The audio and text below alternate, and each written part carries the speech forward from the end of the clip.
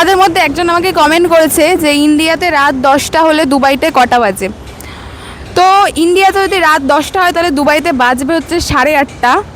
কিন্তু চলো আমি তোমাদের আজকে পুরো টাইমের হিসাবটা বলে দিই। দুবাই আর ইন্ডিয়ার টাইমের ডিফারেন্স হচ্ছে 1.5 ঘন্টা, 1 hours 30 minutes।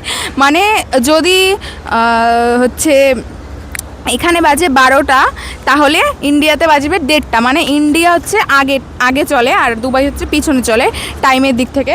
সো হ্যাঁ, এবার থেকে তোমরা এটা হিসাব করে বুঝে যাবে, ঠিক আছে? অনেকেই বারবার প্রশ্ন করো তোমরা যে এখন এখানে এই কটা বাজে, ইন্ডিয়াতে দুবাইতে এখন কটা বাজে। তো এখন থেকে মনে রাখবে এখানে আর দুবাইয়ের ডিফারেন্স হলো 1.5 ঘন্টা।